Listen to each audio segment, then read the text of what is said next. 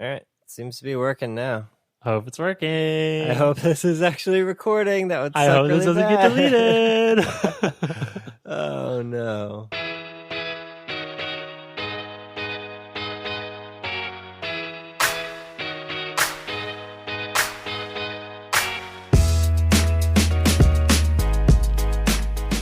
Welcome to episode 371 of the Design Details podcast. I'm Brian Levin. And I'm Marshall Bach. How you doing, Brian? It's in the game. EA Sports. It's in the game. Dude, that shit is classic. Yeah. Like, they just found the perfect dude with the perfect voice for the perfect series of video game. Like, that is the stars aligning at a cosmic level. And anyways, props to EA for maybe the only good thing you've ever done. Yeah. True. How you doing, Brian? Welcome back for another episode. Brian, how you doing? Those are my words I'm supposed to say. Yeah. You know, Marshall, by the time this episode comes out, it will be Wednesday, November the 4th. Just wake me up when it's over, Brian. I can't. I feel like we're recording in a time machine, kind of. Like, I think people will listen to this on November 4th and be like, how are they in such a good mood? Like, don't they understand what is happening? Because if we were to record and release this on Wednesday, I think our voices would have a slightly different tone. That's how I'm doing. Yeah, let's not talk about it. Existential crises. I need to escape, Brian. Let's talk about design. Let's do it. All right. Well, first up, huge shout outs to Float. Float is making this episode possible. Float is used by more than 3,000 of the world's top design teams, including BuzzFeed and MetaLab, to plan their projects and schedule their team's time. It's the most accurate tool for planning your project resources and scheduling your team's time. And in the age of remote working, you need that more than ever. You can learn more at float.com/design details. Thank you, Float. Thanks, Float. We also have some very important pixels this week. Hey. I'm just going to say ahead of time, all of your names are beautiful. There are 2 names today that are exceptional. Don't feel bad if your name isn't one of the exceptional ones, but my goodness, we got some good names. I just looked at the list, Brian. I know exactly what you're talking about. Are they related? We'll find out. Go ahead. I don't know. Okay, here we go. Huge shout outs to Ivailo Hadziv, Esteban Garcia, Ali Dashti, Maddie Pasco, Danny Thunder, and Mordecai Hammer. What the dude? All right. Danny Thunder. The mental image that immediately came to mind was Danny McBride in Tropic Thunder. Literally, that's exactly what I thought of too, my dude. Yes. Yeah, with the burnt ear. Yeah. Yes. And then Mordecai Hammer is like, it's like spinning up World of Warcraft, and it's like random character name generator. Mordecai Hammer is in that list. Yeah, for sure. Yeah, but put them together, I just think Thor. Yeah. Danny Thunder, Mordecai Hammer, together, combined, they are Thor, the god of thunder, with a hammer. So, all our very important Pixel supporters are beautiful and special, but my goodness, what a name. Some aren't blessed with the same names as others. The name Danny Thunder. Thank you all for supporting the show and letting us talk about your names, even though you had no control over them. Yes.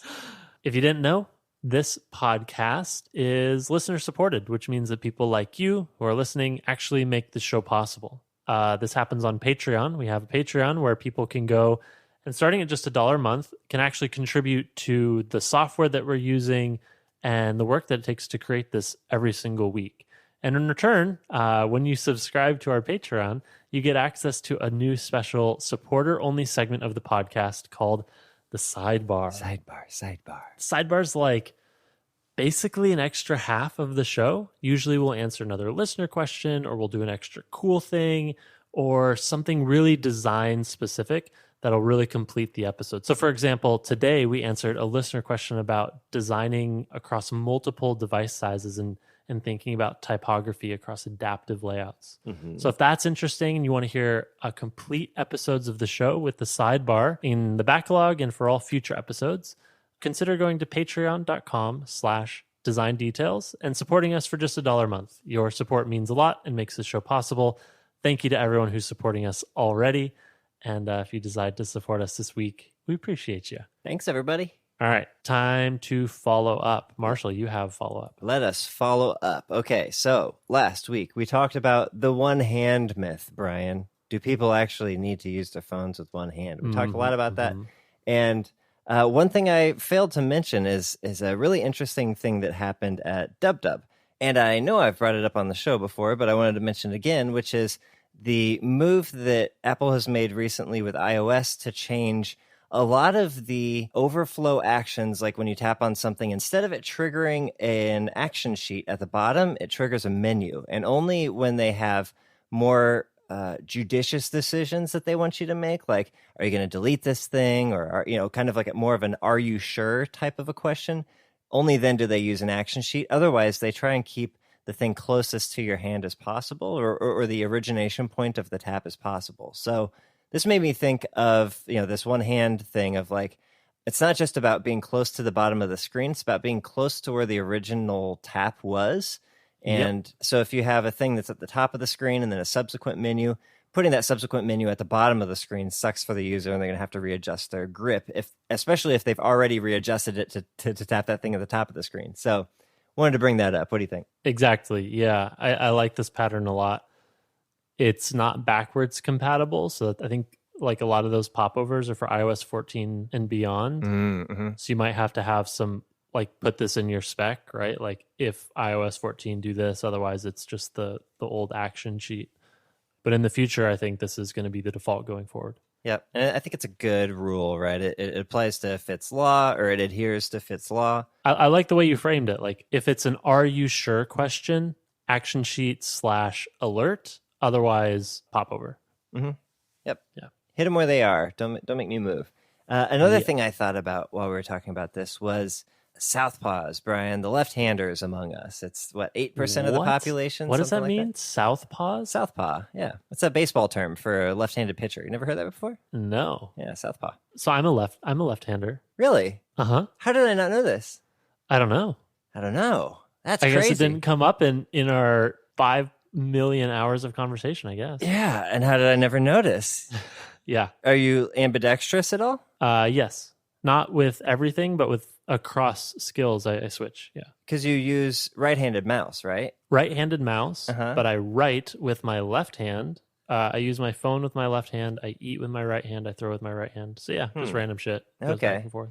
I probably should have known the use phone with left hand. That's the giveaway. But okay, so this is interesting, right? Like, have you used TikTok, Brian? I have never opened TikTok, no. Okay, probably for the best. But if you had, you would notice that on the player, they have these actions, and the actions, instead of being like in a toolbar along the bottom, they're over the video, aligned with the right side of the video. I think Byte did something similar to this, and like this is kind of common pattern now, but it's really great for a right-hander, real close to your right thumb. You got to reach all the way across the screen, though, if you're a left-hander. I'm not even sure if they allow you to flip it back and forth, but that's something to consider, too. If you're favoring one side of the screen, think about the people who have to reach all the way across the screen to tap those Add an option. Add a setting. Preference. Yeah. If you're, and I wouldn't say that for everything. Like if you just have actions across the bottom of the screen, I wouldn't, think of adding another setting. But if you really heavily favor one side of the screen or the other, maybe consider putting a setting in there. All right. So I have a tiny bit of follow-up. So Geetha Kardahali, I hope I'm pronouncing that correctly, is just on fire editing our transcript. So we put up the transcript for 370 last week. She edited 369 and did another huge pull request to 370. So thank you again. If people don't know, we've started putting transcripts up. They're on our GitHub repo. We'll have a link in the show notes. They're very rough. We are just copying and pasting them out of our editing tool, Descript. And so they're far from perfect. And a lot of folks have volunteered to help keep an eye on that. And Geetha is following through. So thank you. Yes, thank you. We'll keep the transcripts coming. But yeah, they're a little rough if we don't give them at least a pass or two. So yeah. Until Geetha touches them, in which case they look much better. But yeah, coming straight out of Descript, a little rough around the edges. All right. That's it for follow-up. Got some tweets? Yeah. So we had one tweet and related to our last episode talking about bottom-oriented single-hand use apps. Connolly Rader says, one of my favorite thumbable interfaces is Pocket Cast's customizable action bar at the bottom of the player. It allows the user to prioritize features and keeps them reachable. So good. I mean, I just love Pocket Casts in general, and this is another reason. Yeah, you can customize the actions along the bottom when you're listening to a show. So whatever you need, wherever you need it, they give you that control. It's Not awesome. a sponsor, by the way, but Not a sponsor. yeah. Should be, given Should how be. many times we've shouted them Given how out. much business.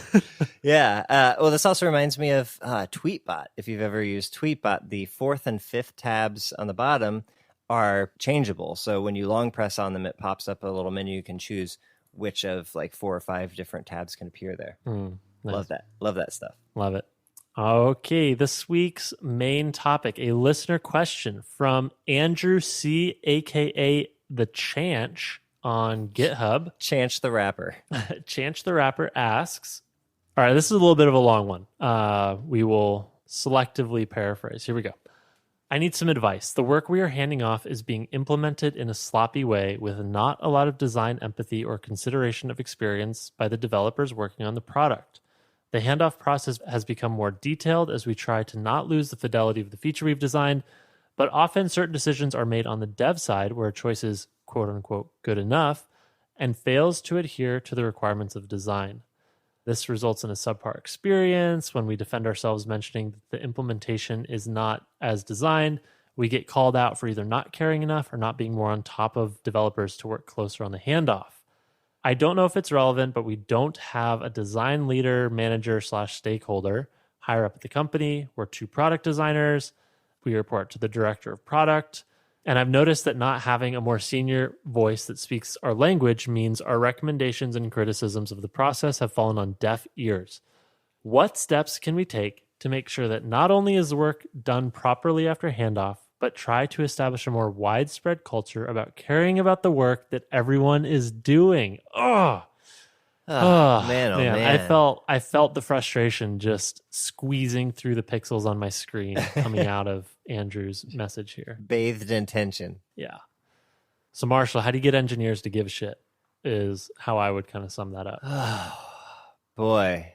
Well, first off, this is not unique to your situation or your company or anything. This is just kind of how Eng works in my experience. Is like they have a lot of stuff they're thinking about that is more than just design, and it's real easy for them to go, yeah, whatever. It doesn't break, it doesn't crash, it's good enough. Also, they have their time mapped out and planned out a lot more granularly than we do as designers typically. So they know how long they have to do this thing because there are 1,000 other things breathing down the back of their neck waiting to be done as well. So yeah, wanting to just do something that's good enough and move on to the next thing is not unique to your company. This is kind of just how Eng functions in my experience. Brian, how do you feel? Yeah, I mean, I've encountered this at times, and it makes you appreciate engineers who give a shit a whole lot more when you encounter them and get to work with them. Yep. I took some notes I can go through, and I guess maybe just stop me if you want to jump in and add something. Okay. The first is getting involved early and often, which it sounds like is already happening in this scenario. Yeah. But that would be the first thing is like lots and lots of communication. If things are getting dropped, point them out early. I think the most annoying thing that I've encountered for engineers is when you're at the finish line and you say, oh, but this thing isn't quite aligned right. And they're like, yeah, but we're shipping tomorrow, and too little, too late. So if you have that process of critique and review happening early, happening often, it at least gives you more face time to try and catch more things before they ship. The second thing that came to mind, you wrote, quote, not having a more senior voice that speaks our language. And the thing that jumped out to me about this is this puts the onus on the engineers to speak the language of design. And I think that's a little bit unfair because, as Marshall was saying, engineers already have a ton of shit that they're dealing with. There's a lot else that they have to think about outside of the design. And so in my opinion, it's actually our job as designers to make the language of design really clear, approachable, internalizable for engineers. Mm-hmm. And, you know, how to do that, I'm not totally sure. I suppose like one useful exercise might be to sit down with your engineers and ask them what they think is good software. Like, tell me about the apps that you really like. Why do you like them? Force them to really think about what it is about software that makes it good versus what makes it bad. And then take those good things and ask them, why is this good? Oh, well, I liked that it was easy to read, or the buttons were all really clear, or the labels were in the right place. I don't know, like having people arrive at the conclusion of design being impactful on the end user experience, or the way you feel about a piece of software. If they can come to that conclusion on their own, it seems more likely that they'll internalize that and remember it when they're off on their own implementing your mocks. Yeah, it's a lot easier to make the why stick than the what. Yeah. If you get people invested in the why, the what comes easy. The next thing I put down is to make compromises strategically. And, we've talked about this a lot on the show, which is like, oh yeah, compromise is a currency. Compromise is a currency. And figure out where you want to plant your flag. Is it on getting the corner radius of something completely right, or is it on getting the layout and vertical rhythm and type hierarchy perfect? Like one of these is clearly more important than the others, and you should treat your reviews and your gates before shipping accordingly. Like if something is more important, treat it as such, and the less important stuff, either it's small enough that you should go in and fix it, like figure out how to get into the code base, or it's just not important enough to make a big deal about. And in an ideal world, you get all of this stuff, but it sounds like you don't have that world. So make your compromises a strategic part of your work. Give things up that you don't care about so that when you have a big thing that you really feel is important, the engineers will recognize that you've already given up a lot of ground and they'll want to reciprocate that. Oh, yeah. I guess, Marshall, I'm curious your point of view on this one, because Andrew was saying that there's not a person in like a design leadership position at their company. And honestly, I've found that to be really valuable, to have somebody at the table in leadership at the company who everybody just respects. I mean, that's a game changer. And having a person like that buys a lot of goodwill for design and can win a lot of arguments. I don't know. What would you do if you didn't have that? Or do you have experience without having a design leader in your company?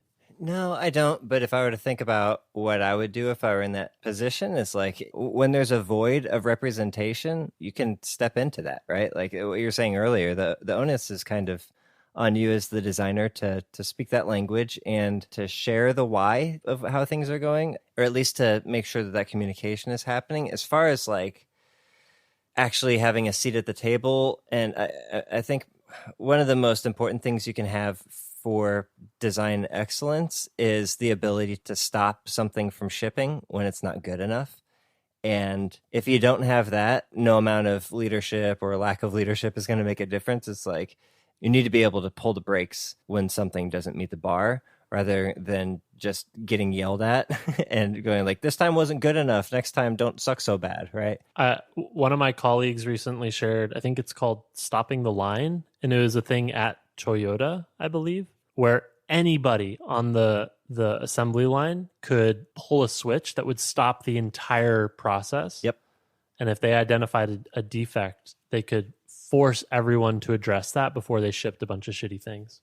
That's how it should be. Yeah, but if you don't have that bit to flip, if you don't have the power to say no, then yeah, you're kind of destined to continue shipping whatever ends up building. So yeah, I mean, that would be like, regardless of whether you have a voice in leadership or not, just the ability to say, we don't think this is good enough and this doesn't meet our bar, before anyone else can say, hey, wait a minute, that didn't meet our bar. What are y'all doing over there? I think this gets to, I mean, you mentioned like, how do you have excellence in the quality of your work? And I guess this kind of goes back to what I was saying earlier about helping the people on your team come to the realization that good design is important and results in high quality software. But that's, how do you instill a very aspirational mindset in the heads of your colleagues that we're here to do the best work possible? In other words, how do you build a culture of excellence where people show up to do the best work they can possibly do, and we only ship it when we're proud to show it to the world and stand behind every pixel and every decision?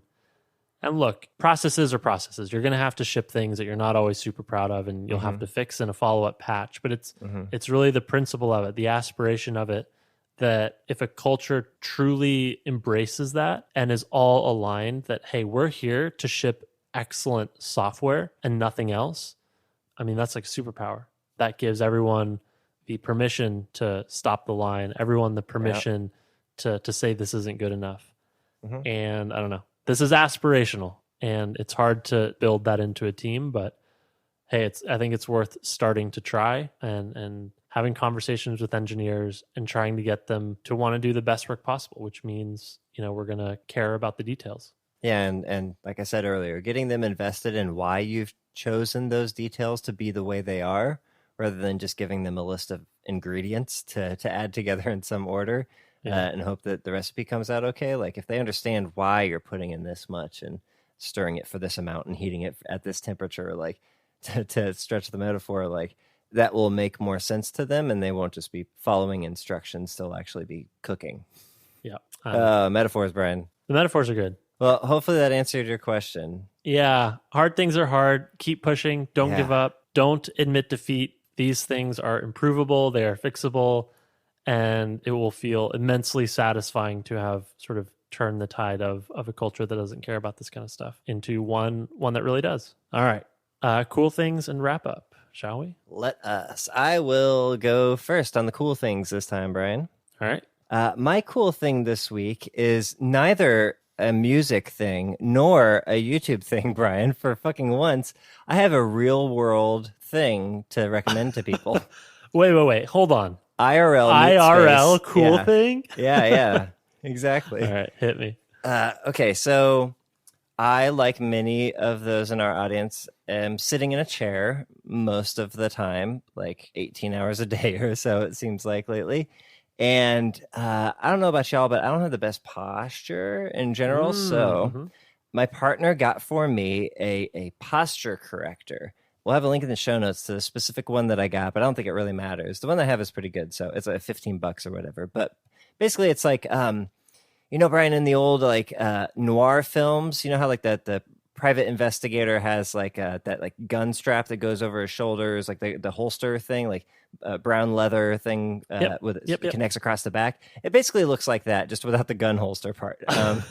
So like that's an optional upgrade. yeah, exactly.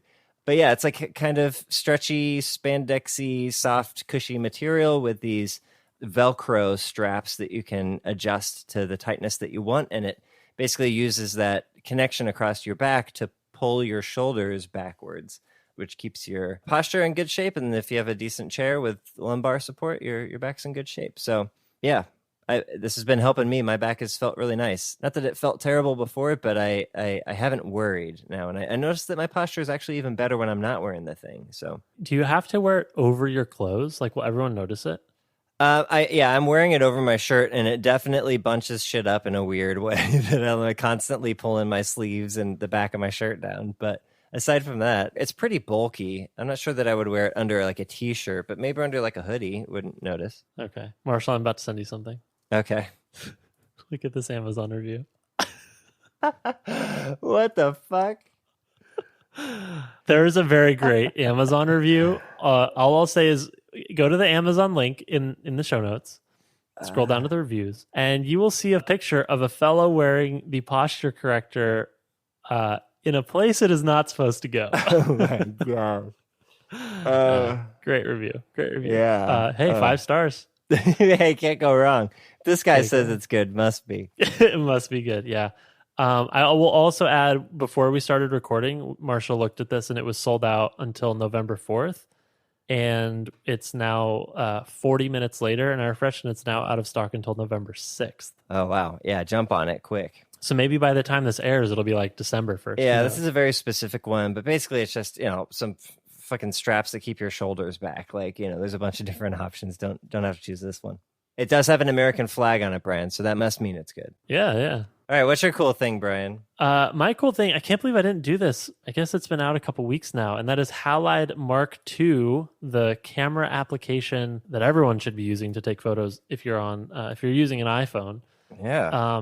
Mentioned Halide last episode even, right? Yeah, I think we mentioned it when we were talking about like great bottom-oriented thumbable UIs. Exactly. Halide does a great job. And so yeah, I'll make that my cool thing this week. The app is great. The camera's great. So many good tools. Like, it really unlocks a lot of the power of your camera. Like, it's actually pretty amazing how much power is there but untapped until you get into apps like this that really get deep into the APIs and bring some functionality to the surface that gives you control over how your images are going to look. So let's just get that out of the way. App is fantastic. Go download it. It's a paid app. Just do it. It's independent software by a team of 3. Everyone should support indie software and just buy this. But on that note, this is a team of 3. I want people to remember that. Like, the quality of this Insanity. is so fucking good. And if you go to their website, even halide.cam, like everything from their marketing to the app itself is just buttoned up. It is crisp. It has its own voice. I mean, this is like inspirational stuff for me. So yeah. I recommend people get the app, but also take time to poke around the supplemental content here and just admire some of the design that Sebastian DeWitt and that crew is doing. So Halide Mark II, it's out. I think they may be the only application in the App Store still using the page flip animation. Uh-huh. And I'm here for onboarding. Yeah, I dig it. Alrighty, let's wrap. This has been episode 371 of the Design Details podcast. We hope you enjoyed it. Let us know what you thought. We're on Twitter, as always, at Design Details FM. If you did enjoy the show, just realize that you didn't hear the full show. If you're not supporting us on Patreon, you missed the sidebar where we talked about designing for adaptive screen sizes. So if you want to hear that and full episodes going forward, consider supporting us on Patreon, starting for just $1 a month at patreon.com/design details. Otherwise, if you have a question for us, hit us up on our GitHub repo, link in the show notes, but it's github.com/design details. Open an issue in our repo if you have questions that you want us to discuss in future episodes, and we will do our best to get to it and talk about it on the show. Otherwise, we will see you next week. Sayonara.